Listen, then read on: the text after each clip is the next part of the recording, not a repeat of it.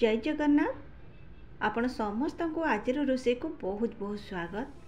आज रोषे रे सबुदिन परिका आज भी कम तेल आ मसला को लेके आमे जह्नी बड़ी आलूर राई प्रस्तुत करिबा, जोटा कि बहुत कम समय बनी जीवो, कम तेल मसला रे बनैबा और खाइबा को ना एटा स्वादिया लागिबो।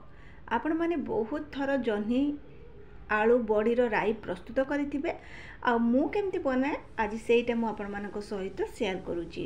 आपण माने वीडियो को शेष पर्यंत देखंतु, वीडियो निहाती भल लागिबो। ताहले चलंतु आज रेसिपी जह्नी बड़ी आलूर राई आरंभ करिबा। जह्नी को एठी मु भल भाबरे धोईके तार चोपा को भल भाबरे काटिके मु एमती छोट छोट करिके काटी नउची। एठी मु आलू को भी सेमती छोट छोट करी काटी रखुची। एमती करबा द्वारा आलू आउ जह्नी हमर एका सांगरे जल्दी सिझी जीवो।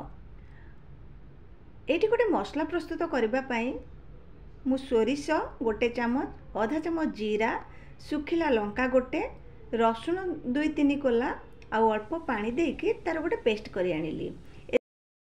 एठी कड़ाई को मु भल भाबरे गरम कर सारला परे सेथिरे तेल 2 चामच दे दूची।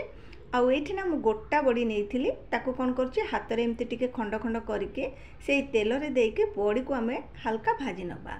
बड़ी जेमती टिके हल्का लाल लाल हेइ जिवो ताको गोटे प्लेट को बाहर करी आनिबा।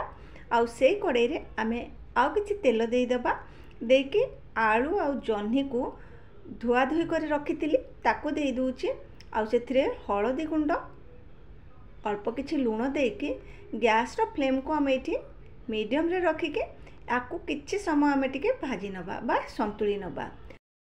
किछि समय पर एठी आपण मन देखि पारुथिबे ए जो आलू आउ जह्नी को मु एठी तेल रे टिके संतुली थिली, सेटा भल भाबरे एठी बनि जाईची।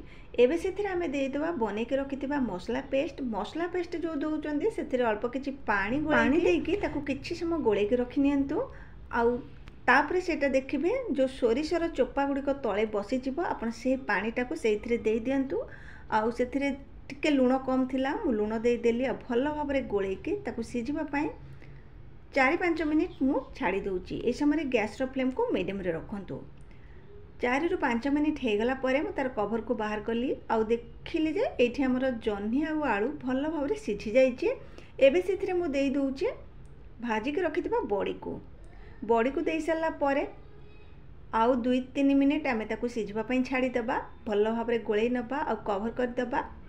आपण माने तो बहुत थरो एमती जह्नी आलू आ बड़ीर राई प्रस्तुत करिथिबे, केबे थारे मो स्टाइल बनांतु ना, आपण माने जानि परिबे आरो स्वादटा केमती बहुत बढ़िया लागिबो।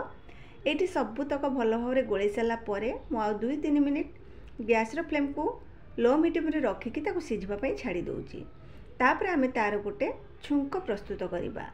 छुंक बनैबा पई आपण माने सेई कड़ाई रे तरकारी को बाहर करिकी छुंक बनै पारिबे, नहले आउ गोटे पैन नै जांतु। मु एठी आउ गोटे पैन नै जाईची, ताको भल भाबरे गरम करिके सेथिरे तेल देई देली।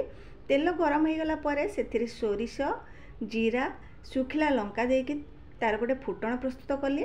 आ से फुटी गला परे सेथिरे पियाज को देके मु भाजी नउची। पियाज एठी पूरा लाल लाल हे कि भाजी हे गला परे सेथिरे मु टमाटो देई देली। टमाटो को देके एठी भल भाबरे ताको टिके भाजी नबा। आ गैस रो फ्लेम को एठी लो मीडियम रे रखिकी टमाटो को हमें सिझिबा पई किछि समय छाड़ी दबा। टमाटो एठी किछि समय परे देखंतु सिझी जाईची।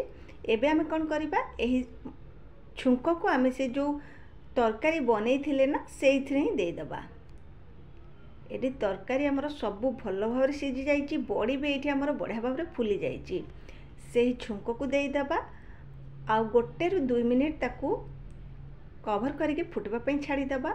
हमर सुपर टेस्टी जह्नी आलू राई प्रस्तुत हो गला, जहा कि आपण माने गरम भात सहित खांतु कि पखाल भात सहित खांतु, बहुत स्वादिया लगी थाए।